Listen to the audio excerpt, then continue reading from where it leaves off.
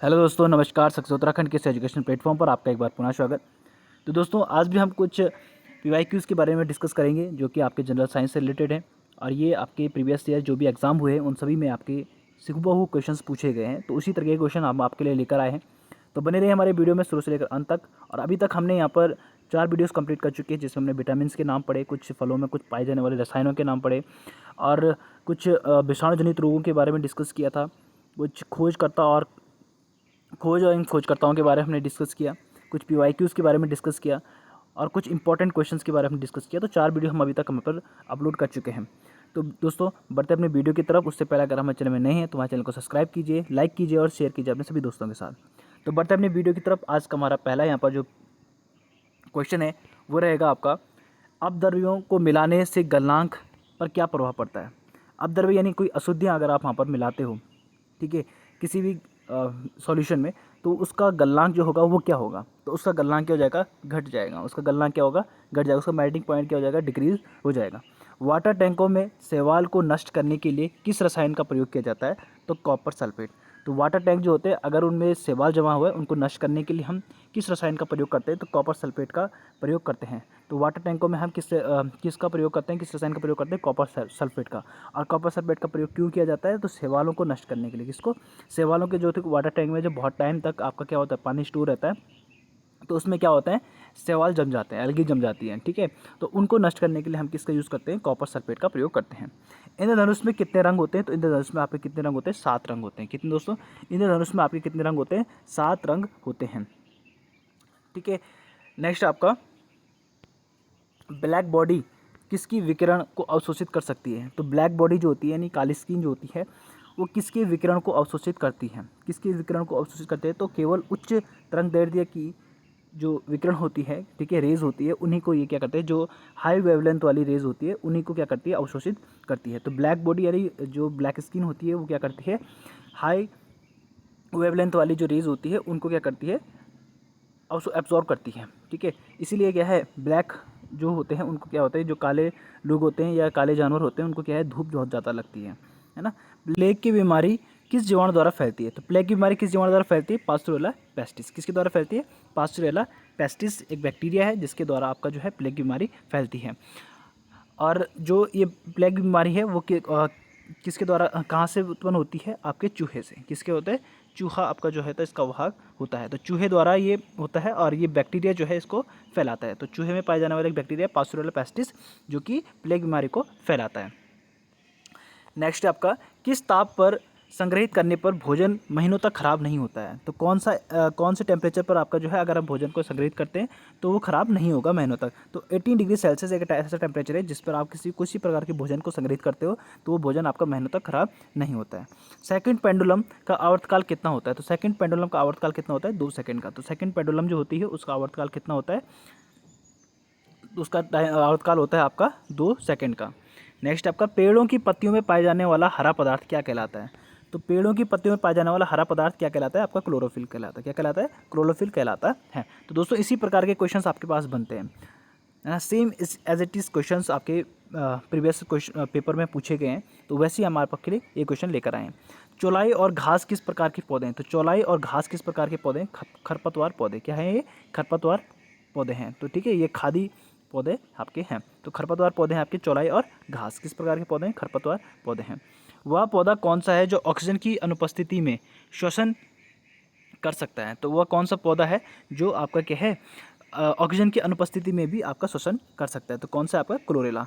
तो क्लोरेला आपकी क्या है, एक प्रकार की एल्गी है जो कि ऑक्सीजन की एब्सेंसी में भी क्या करता है, श्वसन करता है। तो ये एनारोबिक प्लांट है, क्या है, एनारोबिक प्लांट आपका है क्लोरेला। तो क्लोरेला जो है ऐसा प्लांट है जो क्या है, ऑक्सीजन की अनुपस्थिति में भी श्वसन कर सकता है। प्रकाश का रंग मूल रूप से किस प्रकार का होता है। तो प्रकाश का रंग किस प्रकार का होता है, आपका प्रकाश के तरंगदैर्ध्य पर निर्भर करता है। तो प्रकाश का रंग जो है मूल रूप से किस पर निर्भर करता है, तो प्रकाश की वेवलेंथ पर आपका क्या करता है, डिपेंड करता है। तो प्रकाश की वेवलेंथ प्रकाश की कितनी वेवलेंथ है, तो जिसकी सबसे ज़्यादा होगी वही आपका क्या होगा, चमकेगा। तो प्रकाश का रंग किस पर निर्भर करता है, प्रकाश के तरंगदैर्ध्य पर निर्भर करता है। कार में रेडिएटर का क्या कार्य होता है? तो कार में जो होता है रेडिएटर होता है, उसका क्या कार्य होता है? तो इंजन को ठंडा करना। तो इंजन को ठंडा करने का कार्य कौन करता है? रेडिएटर। तो कार में रेडिएटर का क्या कार्य होता है? रेडिएटर का कार्य क्या होता है? इंजन को ठंडा करना। नेक्स्ट आपका, शीत ऋतु में हम मौसम किस प्रकार का होने पर ज़्यादा ठंडा महसूस होता है? तो शीत ऋतु में मौसम किस प्रकार का होने से ज़्यादा ठंडा महसूस करता है? तो साफ मौसम। जब आपका क्या होता है, मौसम साफ होता है तो उस समय आपको ठंड ज़्यादा महसूस होती है। ठीक है, शीत ऋतु में जब आपका आसमान साफ होता है तो उस समय हमें क्या होता है, ठंडा महसूस होता है, ज़्यादा ठंडा महसूस होता है जब आसमान साफ रहता है। बादल, आपने देखा होगा कि जब उमस होती है तो जब बादल कोहरे होते हैं तो उस समय हमें इतनी ठंड नहीं लगती है, पर जब मौसम साफ़ होता है तो उस समय हमें क्या होती है, ज़्यादा ठंड लगती है।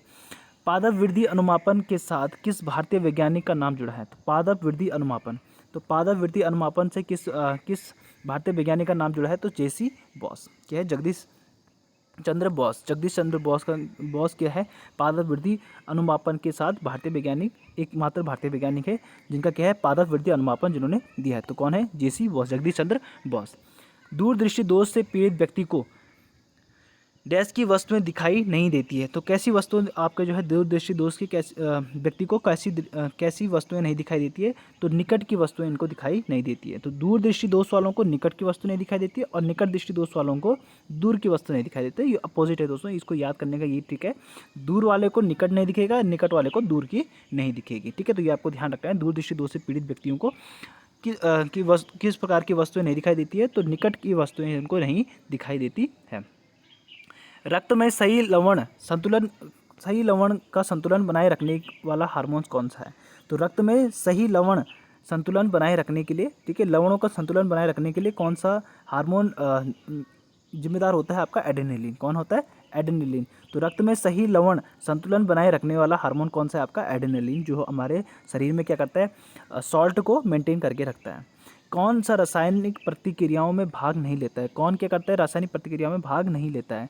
तो बाहरी सेल के जो इलेक्ट्रॉन्स की संख्या होती है वो रासायनिक प्रतिक्रिया में भाग लेते हैं। तो आउटर सेल में हमारे जो होते हैं वैलेंस सेल, जो इलेक्ट्रॉन होते हैं वो आपके क्या करते हैं, रासायनिक जो केमिकल एक्टिविटी है, ठीक है, रिएक्टिविटी है, उनमें आपका पार्टिसिपेट करता है। तो रासायनिक प्रतिक्रिया में कौन भाग लेता है? आपका बाहरी सेल के इलेक्ट्रॉनों की संख्या। ठीक है, तो यानी वैलेंस इलेक्ट्रॉन जो है वो आपका भाग लेते हैं। पेट्रोल में लगने वाली आग किस प्रकार के अग्निशामक पेट्रोल में लगने वाली आग के लिए किस प्रकार के अग्निशामक का प्रयोग किया जाता है? तो किस प्रकार के अग्निशामक का प्रयोग किया जाता है? यहाँ पर झाग वाला जो अग्निशामक होता है उसका प्रयोग किया जाता है। तो पेट्रोल में लगने वाली आग जो होती है उसके लिए हम क्या करते हैं? झाग वाला अग्निशामक का प्रयोग करते हैं। तो अग्निशामक का प्रयोग किया जाता है। किस प्रकार का अग्निशामक का प्रयोग किया जाता है? झाग वाला अग्निशामक का प्रयोग किया जाता है।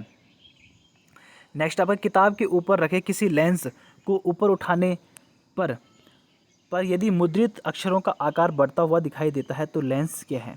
तो किताब के ऊपर रखे अगर किसी लेंस को ऊपर उठाने पर यदि कोई भी जो मुद्रित अक्षर है, यानी जो लिखे हुए अक्षर हैं, अगर वो साइज़ में बड़े हुए दिखते हैं, ठीक है, बड़ा साइज़ दिखता है उसका, तो इसका मतलब वो लेंस कौन सा है? आपका उत्तल लेंस। कौन सा लेंस है? उत्तल लेंस। उत्तल लेंस से क्या होता है? वस्तु हमें क्या दिखाई देती है? बड़ी दिखाई देती है।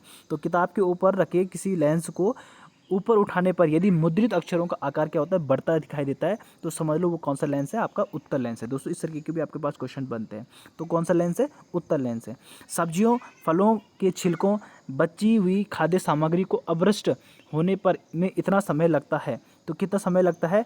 आपका जो सब्जियां या फलों के छिलके या बची हुई खाद्य सामग्री है उनको नष्ट होने पर या ख़राब होने पर कितना समय लगता है? तो 1 से या 2 सप्ताह आपका लगता है उसे ख़राब होने में। ठीक है, तो अवशिष्ट होने में कितना समय लगता है? सड़ने में कितना समय लगता है?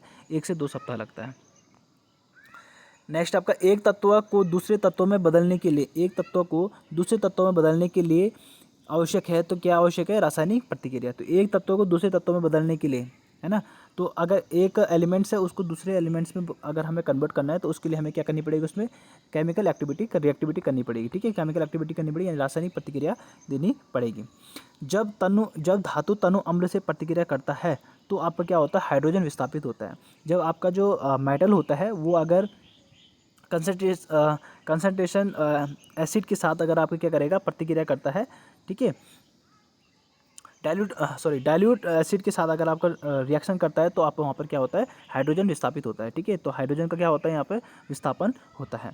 पृथ्वी के गर्भ में दूसरा सबसे ज़्यादा पाए जाने वाला धातु कौन सा है? तो पृथ्वी के गर्भ में दूसरा सबसे ज़्यादा पाए जाने वाला धातु कौन सा है? लोहा। तो सबसे ज़्यादा कौन सा, दूसरा सबसे ज़्यादा कौन सा पाया जाता है? लोहा पाया जाता है। ठीक है, तो पृथ्वी के गर्भ में सबसे ज़्यादा पाया जाने वाला धातु कौन सा है? दूसरा सबसे ज़्यादा पाया जाने वाला धातु कौन सा है? लोहा। कौन सा है? लोहा। यदि किसी लेंस से अक्षरों का आकार छोटा दिखाई देता है, अगर यदि लेंस से अक्षरों का आकार क्या दिखाई देता है? छोटा दिखाई देता है, तो कौन सा लेंस है आपका? अवतल लेंस है, यानी अवतल लेंस। जिसको निकट की वस्तु नहीं दिखाई देती है, दूर की वस्तु दिखाई देती है, तो यानी उसको कौन सा दोष है आपका? दूरदृष्टि दोष है। तो वहाँ पर आपका कौन सा लेंस यूज़ होता है? अवतल लेंस यूज़ होता है। ठीक है दोस्तों, इस तरीके से आप रिलेट कर सकते हो। यदि किसी लेंस के अक्षरों को आकार में छोटा दिखाई देता है तो वो कौन सा है? आपका अवतल लेंस। कौन सा है? अवतल लेंस। पौधों द्वारा जल को बाहर निकालने की प्रक्रिया क्या कहलाती है? तो पौधों द्वारा जल को बाहर निकालने की प्रक्रिया क्या कहलाती है आपकी? वाष्पोत्सर्जन। क्या कहलाती है? वाष्पोत्सर्जन। पौधों द्वारा जल को बाहर निकालने की प्रक्रिया वाष्पोत्सर्जन कहलाती है। नाभिक के संयंत्र में मॉडरेटर का क्या कार्य है? तो नाभिक के जो संयंत्र होता है हमारा, उसमें मॉडरेटर का क्या कार्य होता है? मॉडरेटर का कार्य होता है न्यूट्रॉन को धीमा करना। क्या होता है? न्यूट्रॉनों को धीमा करना। तो नाभिक के संयंत्र में आपका मॉडरेटर का क्या कार्य होता है? तो न्यूट्रॉनों को धीमा करना। अगर न्यूट्रॉन बहुत तेज़ी से बढ़ेंगे तो आपका क्या हो जाएगा? विस्फोट होने की डर होगी। ठीक है, तो नाभिक के संयंत्र जो होते हैं, नाभिक के जो भी आपका मशीन होती है, ठीक है, वो आपका क्या होती है आपकी, उसमें मॉडरेटर लगाया जाता है। तो मॉडरेटर का प्रयोग क्यों किया जाता है? न्यूट्रॉनों को धीमा करने के लिए। कौन सा गैस चूने के पानी को दूधिया बनाता है? ठीक है, दूधिया बनाता है। तो कौन सी गैस है जो चूने के पानी को दूधिया बनाता है? तो कार्बन डाइऑक्साइड। कौन सी है? Carbon dioxide.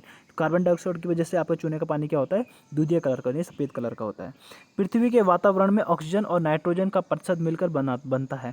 तो पृथ्वी के वातावरण में ऑक्सीजन और नाइट्रोजन का प्रतिशत कितना मिलकर बनता है? तो 99% बनता है। ठीक है, तो पृथ्वी के वातावरण में ऑक्सीजन तथा नाइट्रोजन का प्रतिशत मिलकर बनाता है कितना? 99% भाग बनाता है वातावरण का।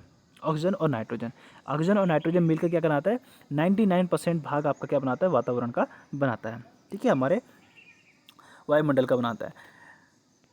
अंतर्जलीय भूकंप तरंगे क्या कहलाती है? तो अंतर्जलीय भूकंप तरंगे क्या कहलाती है?